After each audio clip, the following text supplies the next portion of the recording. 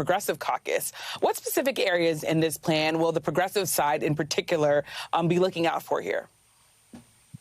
Kamala Harris has repeatedly said in her speeches that she's going to work on lowering costs, lowering drug costs, making sure that housing is more affordable, going after people who engage in price gouging.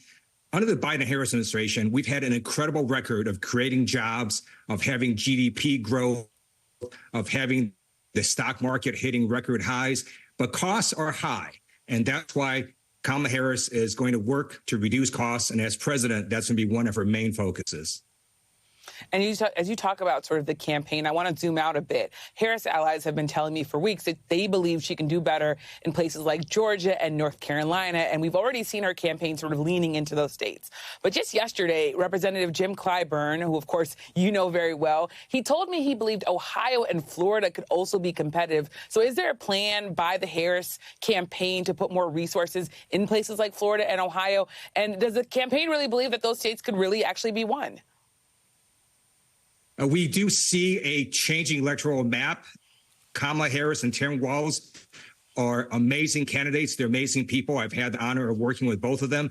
And that is shifting what the map looks like because American people see the stark contrast between Kamala Harris and Tim Walz, who wants to protect reproductive freedom and make sure that we defend democracy, compared to a former president of the United States, Donald Trump, who is really going bonkers off the edge into dementia land. He is now fantasizing that all these rallies Kamala Harris had are not real and that somehow Air Force Two is not real and the rally she had in Michigan was not real. So I think American people realize that Donald Trump is not suited for office in any way whatsoever.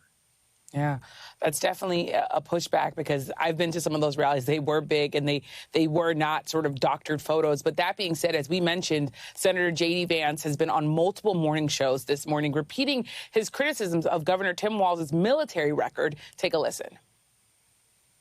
I'm not criticizing Tim Walz's service. I'm criticizing the fact that he lied about his service for political gain, Dana. Now, I served in the United States Marine Corps, and you know this. And look, there are a lot of things that I'm proud about. I've never lied about what I did or overstated it because it would be beneficial to me in an election. I think that's what Tim Walz did. That's what I was criticizing. And yes, I do think it's scandalous behavior. Wow. And you're a veteran, of course. What do you make of J.D. Vance, who is also a veteran, criticizing Tim Walz, who is, again, a veteran? I served with Tim Walz in Congress. Let me first say, Tim Walz is totally normal and not weird in any way. And as ranking member of the Veterans Committee, he fought for veterans by voting for funding for the military, by making sure that veterans get the benefits that they deserve. I know that J.D. Vance has routinely voted against veterans in the U.S. Congress. And these are just desperate attacks from a Republican campaign that knows that they are flailing.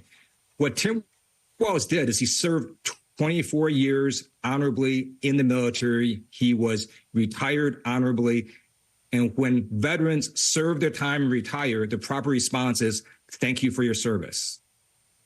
That is definitely one way to put it, and definitely a pushback on the criticism there. As we noted at the top of the show, the Democratic National Convention in Chicago is just over a week away, and pro-Palestinian protesters are expected to show up possibly by the tens